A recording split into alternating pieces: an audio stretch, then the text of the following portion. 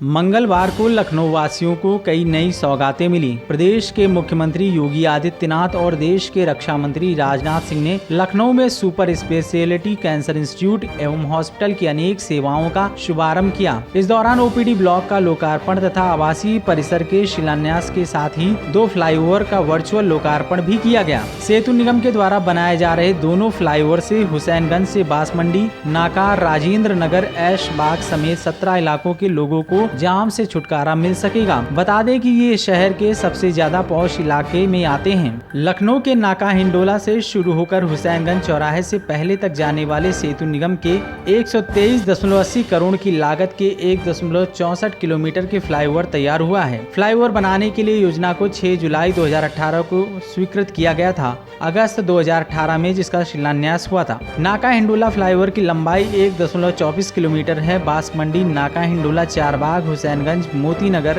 राजेंद्र नगर और आर्य नगर के क्षेत्रों के लोगों को इसका फायदा मिलेगा। फ्लाईओवर के खुलने से बांसमंडी नाका, सुंदरबाग, हुसैनगंज, राजेंद्र नगर, गणेशगंज के रास्तों पर लगने वाली जाम की समस्याओं से अब छुटकारा मिल सकेगा। वहीं मीना बेकरी फ्लाईओवर की लंबाई 908.05 मीटर है। इस फ्लाईओवर की 64 करोड़ रुपए निर्माण लागत है। फ्लाईओवर बनाने के लिए योजना को 6 जुलाई 2018 को स्वीकृत किया गया था। अगस्त 2018 में जिसका शिलान्यास हुआ। इस फ्लाईओवर से राजाजीपुरम, मालवीय नगर, टिकैतगंज, ताल कटोरा और आलम नगर के क्षेत्रों के लोगों को फायदा मिल सकेगा। प्रदेश के विकास के लिए और खासतौर पर लखनऊ आपके हृदय स्थल में बसता है।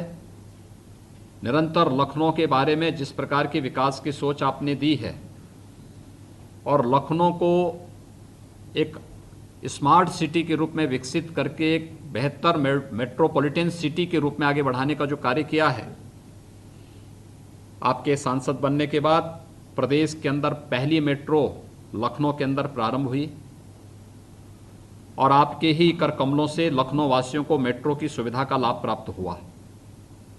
लखनऊ का एयरपोर्ट आज अंतर्राष्ट्रीय एयरपोर्ट के रूप में जिस एक नए कलेवर के रूप में सामने आया है और एयरपोर्ट को जोड़ने के लिए जिस प्रकार से एक नए फ्लाईओवर के माध्यम से और मेट्रो से जोड़ने का कार्य हुआ है, लखनऊ की बाहरी रिंग रोड 4 लेन के रूप में विकसित करके, यानी लखनऊ शहीद पथ जैसे आज हम कहते हैं, आप सोचिए अगर शहीद पथ नहीं होता तो क्या होता लखनऊ का।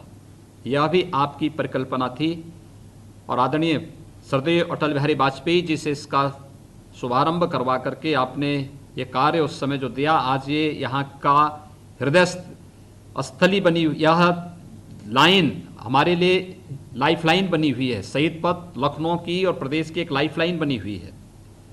ऐसे ही जो आपने परिकल्पना की कि लखनऊ का बाहरी रिंग रोड बनना है, ये आने वाले समय में जब पूर्वांचल एक्सप्रेसवे के साथ लखनऊ आगरा एक्सप्रेसवे के साथ इसको मिलाने और लखनऊ सीतापुर बरेली जो हमारा नेशनल हाईवे है इसके साथ जोड़ते हुए जब ये कार्यक्रम आगे बढ़ेंगे, निश्चित ही राजधानी के अनुरूप गौरव लखनऊ को प्राप्त होना, इसमें किसी प्रकार का कोई संदेह नहीं। और आज मुझे बताते हुए प्रसन्नता है कि लखनऊ में आपके करकमलम से जिस कैंसर संस्थान का आज यहाँ पर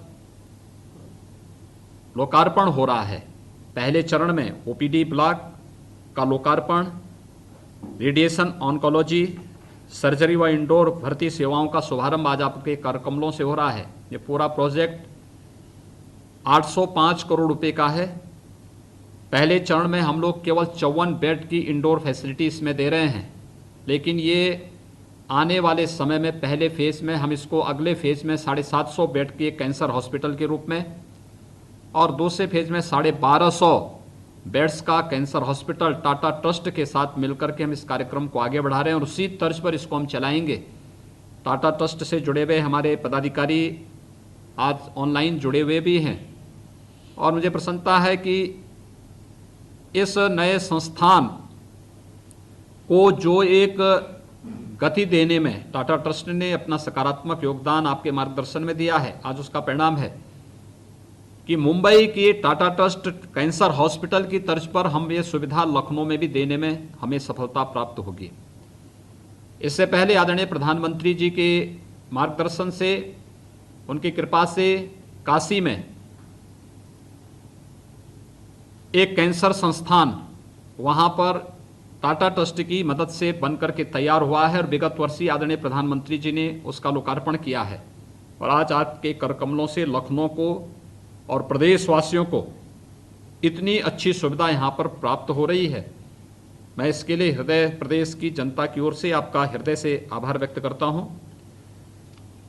साथ ही साथ प्रदेश के अंदर लोक निर्माण विभाग ने जिस तेजी के साथ विकास की परियोजनाओं को आगे बढ़ाने का कार्य किया है, हमारे उप मुख्यमंत्री और लोक निर्माण विभाग के मंत्री भी श्री केशव प्रसाद मौर्य जी, हमारी प्रसन्नता है कि कोरोना पॉजिटिव थे और आज ही उनको नेगेटिव हुए हैं और हमारे साथ इस शारदीय नवरात्रि के कार्यक्रम के साथ ही इस उद्घाटन कार्यक्रम के साथ वो जुड़े हैं।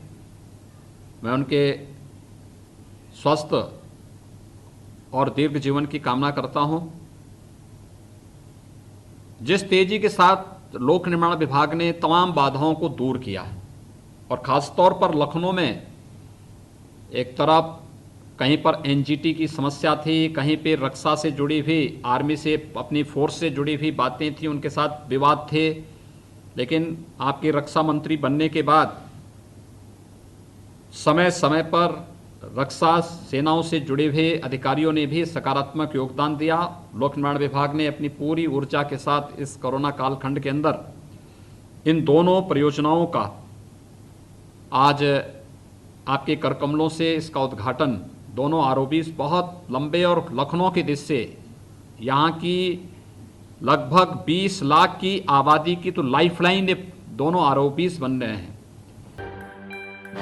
इस खबर में बस इतना ही। देश की राजनीति की दिशा तय करने वाला प्रदेश उत्तर प्रदेश। यहाँ की हर छोटी बड़ी खबर से आपको कराएंगे रूबरू। LNV इंडिया, आपका अपना न्यूज पोर्टल। लॉग इन करें www.lnvindia.com।